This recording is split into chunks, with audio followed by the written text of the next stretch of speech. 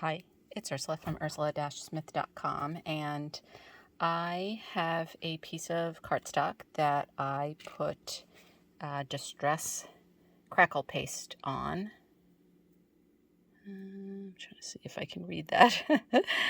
It's the Distress Texture Paste, but the Crackle version. And I have a stencil that I had laying around for another project, so I would like to see what it looks like if I come through with some ink on top of the crackle texture with a stencil. So I'm going to get ready to do that, and when I get all my materials, I will be back. So I'm back, and the other thing that I have that's brand new is the Uncharted Mariner in Distress Oxide. So it's nice and juicy, nice and new and juicy.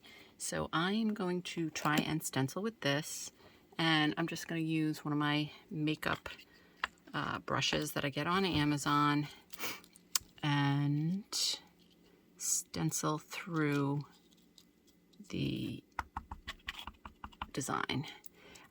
I don't have, so a lot of times with my stencils, I put Zig two-way glue on the back to make it sticky so that it stays in one place. I could also tape it. And actually, you know what I'm thinking? I actually might want to do that because the paper's still a little wonky, and with both moving around, it might be tricky. So I am going to go off and do that, and when I get back, or when I finish, I'll be back. So I'm back, and I have placed my paper down on another piece of paper that I just have gone over with my Zig two-way glue pen, so it's nice and sticky. I have another one that I use on my stamping platform I have it on both sides, but this one's just on one side, so I just tape that down, and then the stencil will kind of stick over on the sides of the piece of paper, and the tape on the bottom is just on the sticky mat. It's not on the paper itself. So everything's kind of wonky, so I just wanted to give a little bit of stability to the piece of paper as well as the stencil. And I have two Distress Oxide ink pads, and I'm going to go through first, I think, with the Mermaid Lagoon, and I'm just going to use a makeup sponge for this.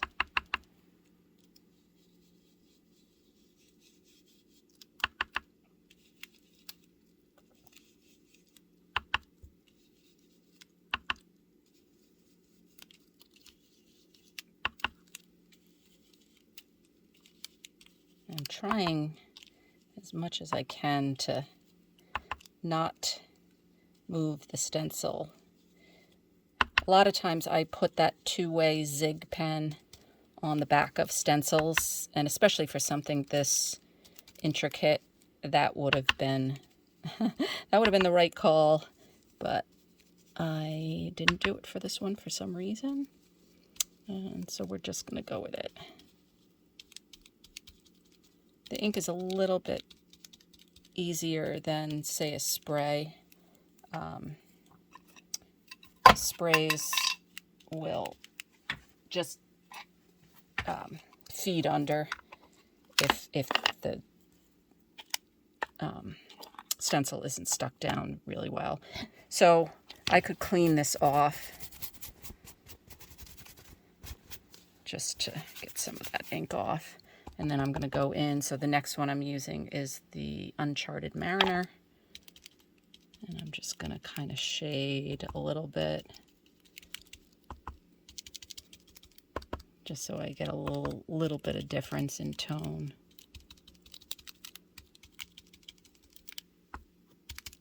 And this is pretty new, so it's pretty juicy right now.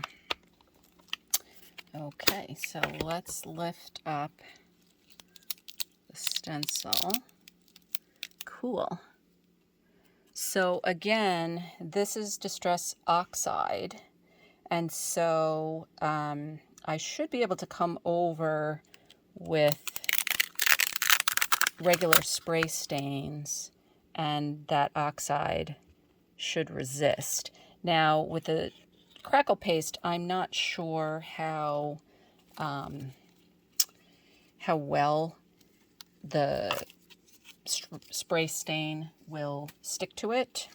So we will give it a shot and see what happens. And I'm looking for my scrap piece of paper that I had kicking around. Just use another one of these craft mats. So I am trying to decide if I want to go with neutrals or a contrasting color. I may go for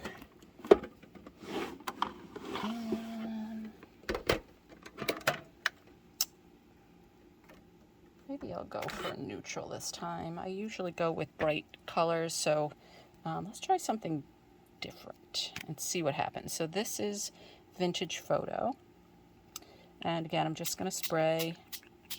Maybe I'll add some other colors in. So let's do that, and maybe some fossilized amber, maybe. And you can see the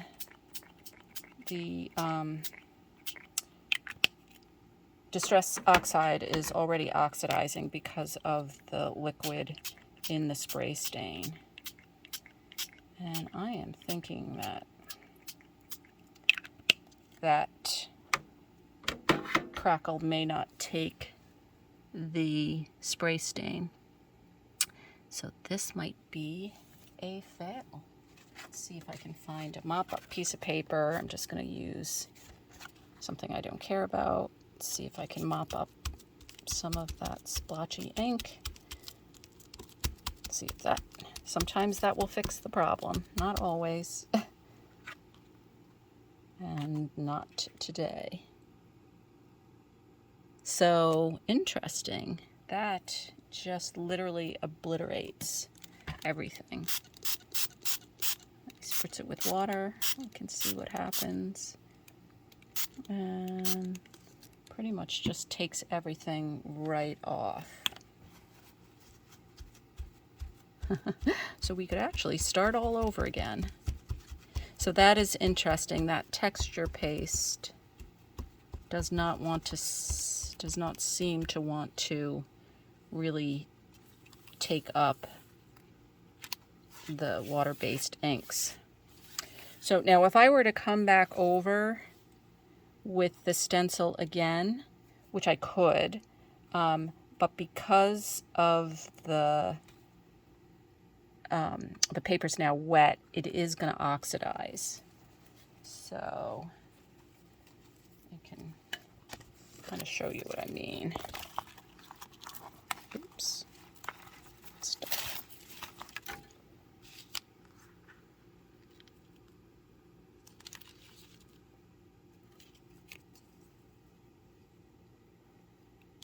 Oh, there is a hint of the image, and I'm wondering if I should even bother trying to line it up. Nope. Not gonna even try. So let's do a do-over.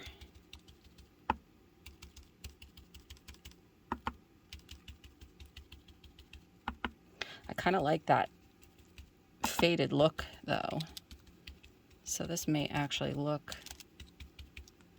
okay now that the background's not completely blinding white. And I have lost my other, oh here it is. So I may pull some of this in again.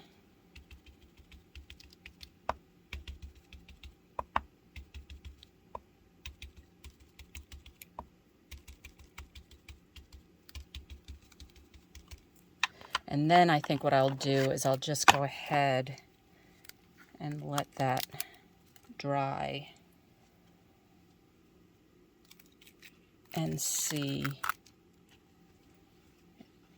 make sure that it actually sticks to the paste and doesn't rub off after the paper dries overnight. So you can see the Vintage Photo kind of stained the white, which actually I think kind of looks cool. So, and then, you know, you just got these random splotches in there. So that's kind of neat. You know, if I wanted, I could go in and kind of shade with some crayon, but I'm going to wait and see what this looks like once it's dry and make sure that that Distress Oxide stays on the paper, on that crackle paste. And when it dries, I will be back. So I did want to show you how these turned out. So I did a second version. So I believe this was the first one. And so if you remember, this was the crackle paste. The Distress spray stain in Vintage Photo didn't completely stick to the crackle. And so the blue is Distress Oxide inked through a stencil. And then I went over it with the Distress spray stain in Vintage Photo. And it didn't completely stick to the crackle, but it stained it. So I had wiped, it was all speckly, so I had just gone in with a cloth and wiped and mopped up some of that spray stain, but there was enough there to stain the background, and that gives you a more muted, vintagey vibe to it. So again, looks like kind of old paper or wallpaper that, you know, started to crackle off and peel off. So I really liked the way that looked. So even though when I was first doing it, I was thinking, that's a fail and probably never going to do that again. With the final results, actually, I think I would do that when I wanted this kind of cool textural, but still somewhat muted background. And so this was just a second one that I had another piece laying around. I was actually going to try something else on it, but this time I came through with Vintage Photo and tea dye.